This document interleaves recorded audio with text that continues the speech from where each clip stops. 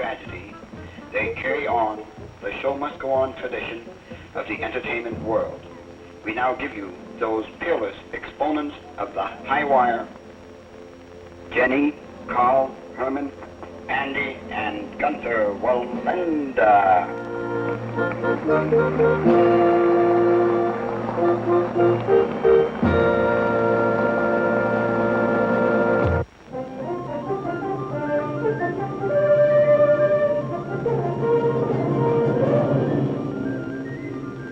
Telescope. Brought to you by General Motors of Canada, makers of Canada's most popular cars and trucks.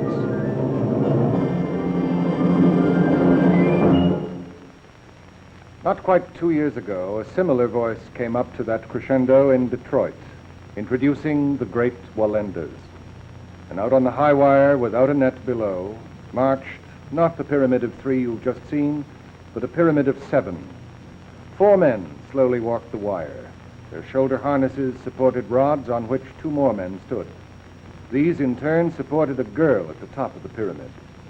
The applause from the crowd was rising when the lead man suddenly cried out and fell, and the pyramid of Wallendas became a shambles of screams and falling bodies. Once before, during practice, the pyramid had fallen, but all 7 safely caught the wire. This time in Detroit on January the 30th, 1962, 3 men fell 36 feet to the concrete floor. 2 were killed. The other, at 22, was in hospital for months. Now he's in a wheelchair, paralyzed from the waist down. Still, the show goes on for the Wallendas, and the natural question is, why? In a moment, Telescope will take you to the Adirondacks to meet and watch the surviving Wallendas at work on the wire.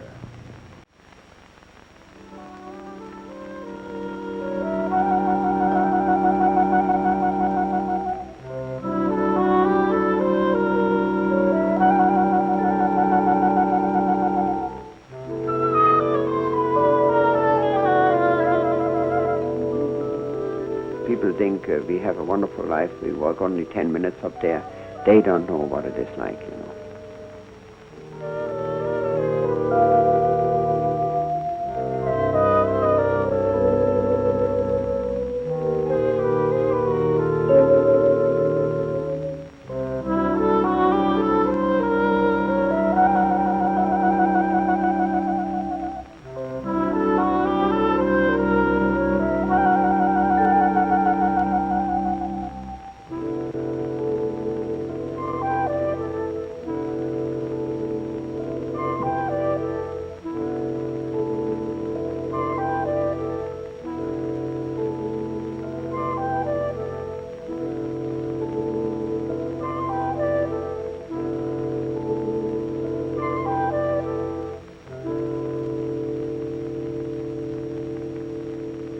I think it's a happy life. It's hard sometimes. On the road, it's pretty hard.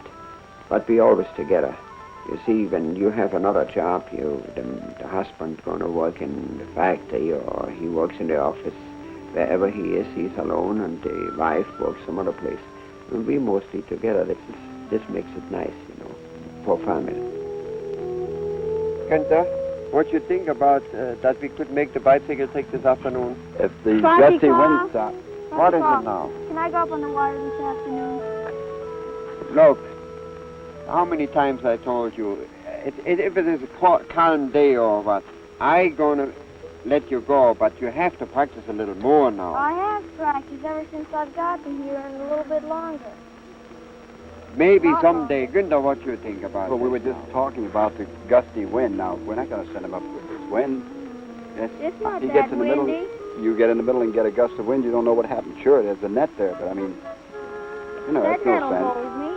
I know the But, net will hold you, but no sense in putting up in this wind. Start off on a calm day.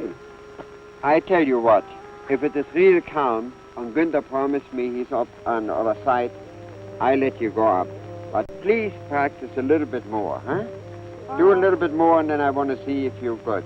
And don't tell your mother, because your mother wouldn't even be here, you know. Okay. She's going to snack you away and don't let you work on the wire. You know that too, huh?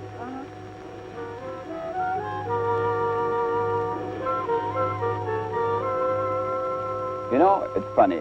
as a child, you're impressed by so many things now. I used to watch my family working during the show. Used to watch them practicing every day. These are things that, well, as I said, I was just around the group, and these things very much impress you, especially when they're working up in the air. They're in a world by themselves up there. Fancy costumes, the stillness when they're doing something dangerous. Then after that, the applause of the audience. It just seems to attract you. And that said, as a child, this very, very much impresses you. There's no question there at all. And this is part of the thing. You just automatically follow into this. This doesn't necessarily mean that it is the only choice you have had, but it just seems to be the choice you naturally take, because this is just a way of life for us, and we're brought up into it completely.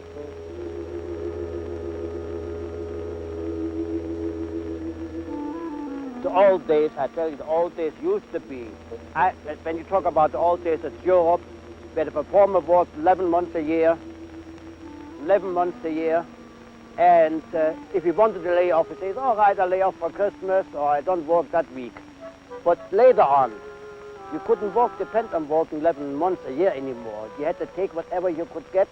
That could be to any holiday. The other people like to stay home. We had to work. Christmas, Easter, Labor Day, and all those days are our working days. When other people want to have a vacation, that's when we have to work.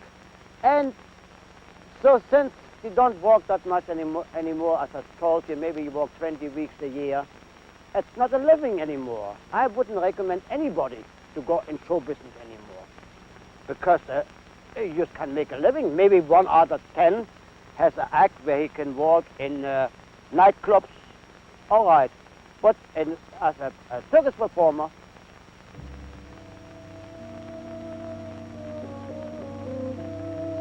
I started looking down, and all of a sudden I saw there was something wrong with my cousin. He had the pole slipped somehow in the tip of his fingers. And then he lifted the pole up to catch it again, and that gave a horrible jerk through all of them. And all of a sudden I saw him tumble forward down, and my brother right after him, and I just screamed like mad. And then next my husband went down. And then I looked again. I looked for a second away. I saw my husband on the floor, and then I looked up, and then I saw that my father and my uncle caught the wire, and they were holding on to my little cousin. And Gunther, my cousin, he was still standing on the wire and went in there to help him. Then I don't know nothing no more. I don't know how I came off the wire. It's just like a big nightmare, and it's a real blackout. Well, I went with the train and brought 2 bodies back to Sarasota, and well, then I decided, I thought I never could go on a wire. I didn't even want to look at a wire no more. When I saw the wire, the tears came in my eyes. So I stayed home that whole year, and I got letters all the time. Then I told my father, well, Daddy, I have to prove it to myself if I can do it again. I just want to see if I have the nerve. So that made me decide to go on a wire, but I was going to do it just for this one show. And, well, after I was the first time up there, that made me decide I want to go back, since that's my life, and I was always on the performers. And being home, private people are wonderful, and they treated me wonderful. They helped me in every way they could. But it was just, I have nothing in common to talk with them. When I tell them about show business, they love it, and they take it all in. But they don't understand, really, what I'm talking about, and when they start talking about their life, it's the same with me. I don't understand them at all. I don't know what they're talking about or what their life is, because it's a complete different life to us. So when in the wintertime, all the performers came back home, and I remember the last year when they all left and said goodbye, and I was all left alone, I decided this time, when they leave, I leave too. And that's how I got back in the show business.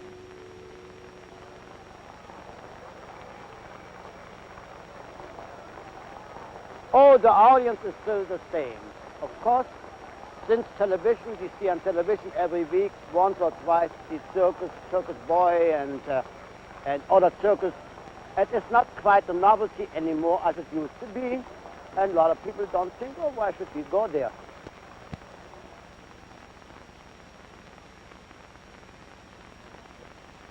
Gunther, I think we take Tino up. I decided, it's good enough. What you think about this? I think he's okay to go up. Well, listen, if you want to take Tino up, you better go first to his father and ask him, because I don't want the responsibility alone. Well, and besides that, if you go up, if you have Tino go up, I don't go up. I'm not going to watch it. I'm not going to do it. He's got to start sometime. Yeah, but I don't want to watch it. What better it's a time different with the thing. net here? Look, if I go alone, that's all right. If I go up there, then it's my own responsibility. But if you have your children, that's a different thing. I don't want it. I don't want no part of it. We've got the big net down here. Now, what do you... I don't care about Did you that start with a net. net? What, did you No, have a I net? didn't, but I don't like the net. He's good, you know it. Look, Well, take I it know easy. he walks Take in it the easy, practice well, but he Jenny. doesn't just, No. leave me Oh, alone. what's the matter now? Come on, we're going to do it. Let's ask look, Tino. You don't have to worry. Tino, come in. Tino, come over Tino. here. I think he's ready. Yes. You asked me now. You remember? You asked me a lot of times. You work on the wire. Uh-huh. Now you're going to work on the wire? With Mama It's your- Hudson. Well, she says it's all right, but their father has to know too, Yeah. Your father, Uh-huh. Okay? Yeah. All right. Now, look, he has to go sometime. Yeah, but I don't want to watch it. That's all. I just don't want to be there when he Jenny, does he's been it. practicing almost a Don't year now. worry He's just about going to him. walk. Look, I say now, he has to go. He's ready now. That's it. Okay? Now, don't make such a sourpuss face now. Come on, you went to worse, Okay? Now, look, Tino, when you go up there, don't look. We make it. When you go up there, you have to take the pole, and what I tell you, you're going to do. You remember?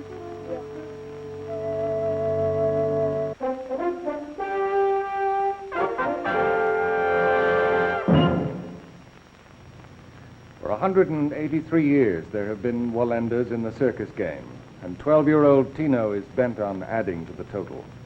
One wonders if Karl and Herman can override the fears of Tino's mother, whose husband did not survive the Detroit fall. We'll return to our story after this message.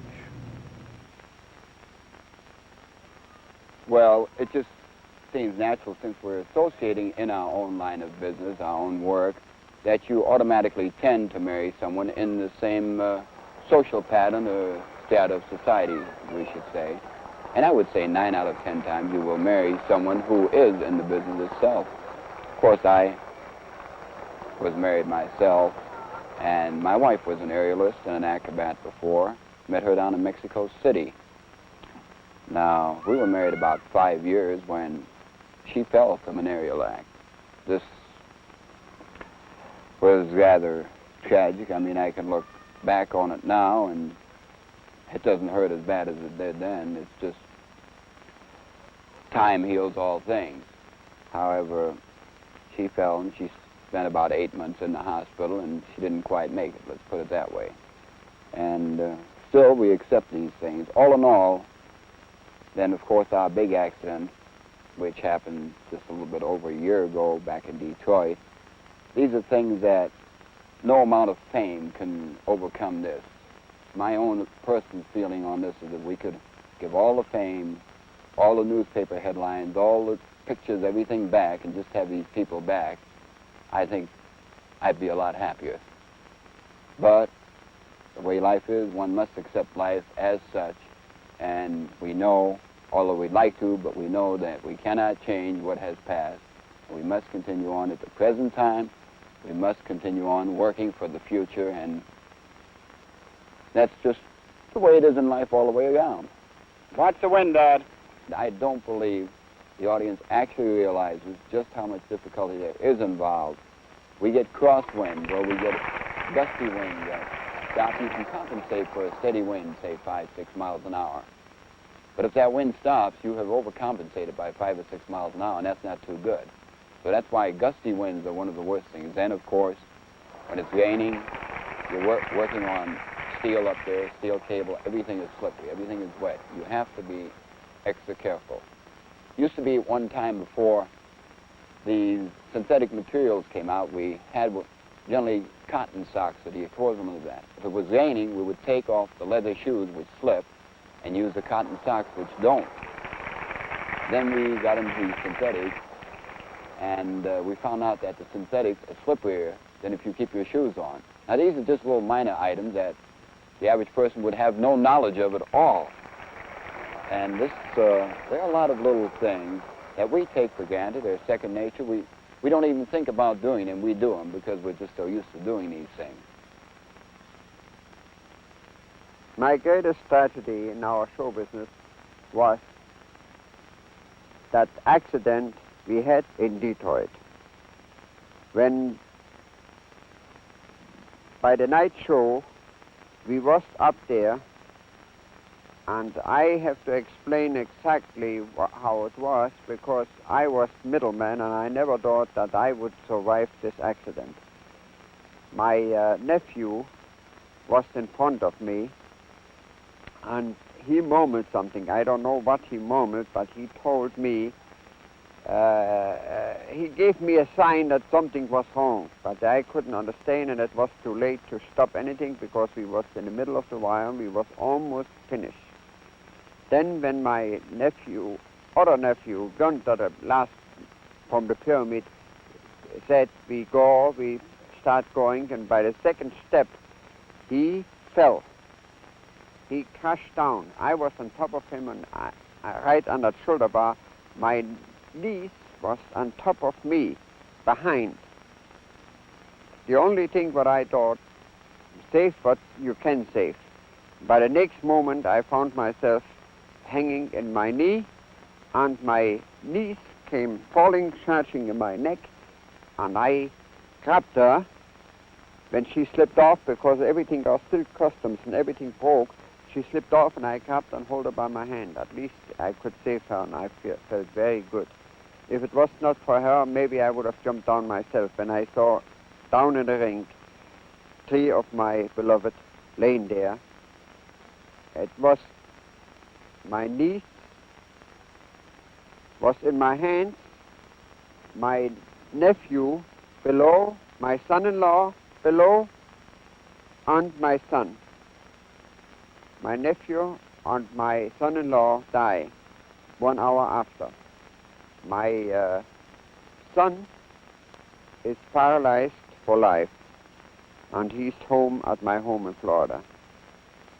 So that's the greatest accident, I think, what ever happened in show business. Well, the first opinion when you get somebody on the wire, you tell him, no matter what you do, if you see something wrong, never mind about the pole, grab that wire, charge for the wire. We even practice with the people how to fall, how to hang on, that nothing can go. In the minute you get that wire, that's your only safety point you have when something happens.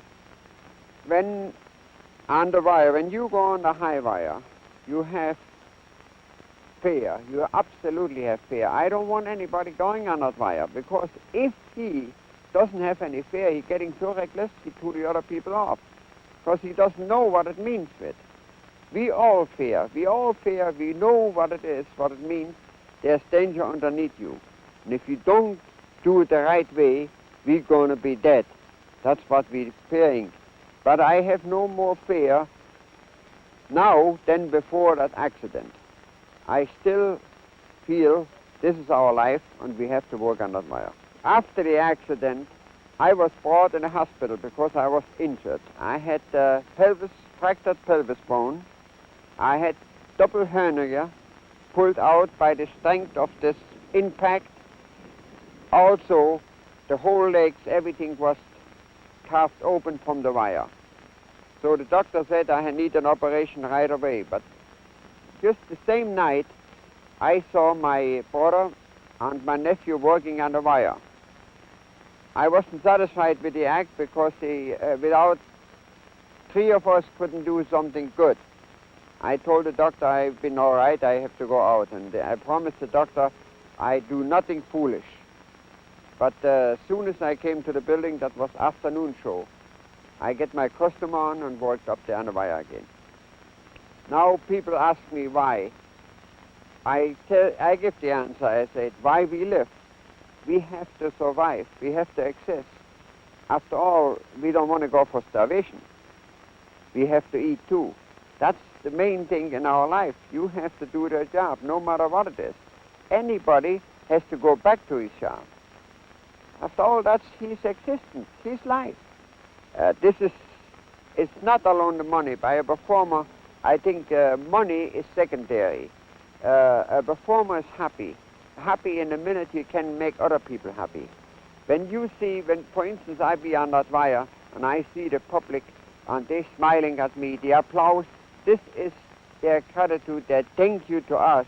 And we feel so close to them that we are at heart so happy, this is more worth than the money.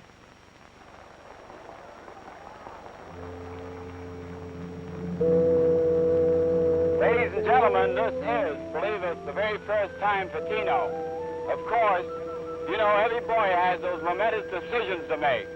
And this is the one he has made, and he's been testing his grandfather that he can walk across the wire. So since New York State makes us use the net anyway, we think this is as good a place and as fine a place as any. If you clear that hill, that's it to you. And depends on the wind.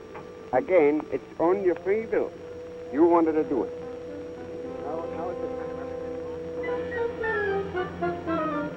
Thank you.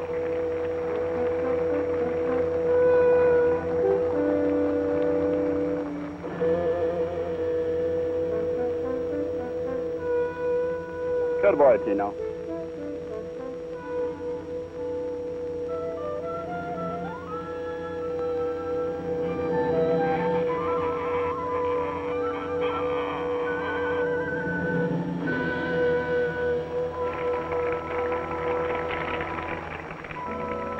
Folks, 3 actual generations on the wire itself. Karl, who is Jenny's father, and Jenny, who is Tino's mother.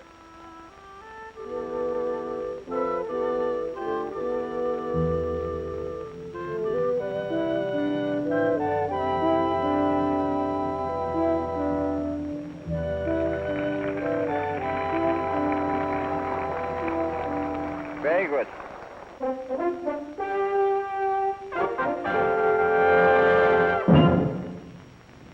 A fact that interested me about Tino and seems to have meaning with regard to all the Wallendas is that no one, not even his mother, can remember when Tino first walked a wire. To them, it's like one of us trying to remember when one of our children first used a playpen. Karl was 17 and Herman 21 when they started the High Wire Act.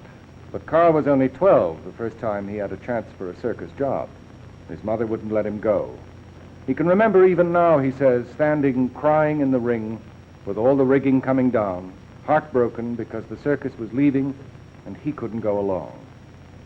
From when the Wallendas did become famous, Karl was the leader, standing on the wire like a ship's captain, uttering a continuous stream of commands, caution, and advice. He's doing this somewhere tonight. It is his own vast bridge in time from the boy he had been, crying in the dismantled ring. In Winnipeg, where the Wallendas performed last July, a reporter named Noel Swan asked Herman, now 62, when he would retire. Herman replied, "When does a performer retire?" The reporter then asked Karl when he would retire. Karl replied that he'd been training his son Mario to take over as leader of the Flying Wallendas. But Mario, of course, was crippled in Detroit. "Now, I must go on working," Karl said. "How long I can go on, I don't know. Only God knows that."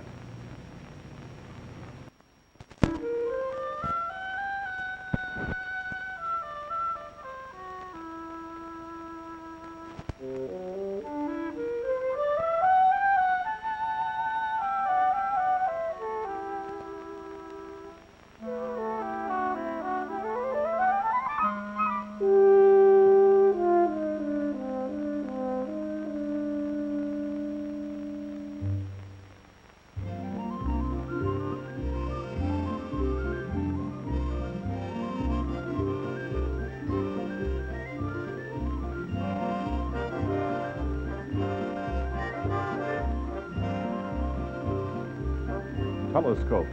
has been brought to you by General Motors of Canada, makers of Canada's most popular cars and trucks.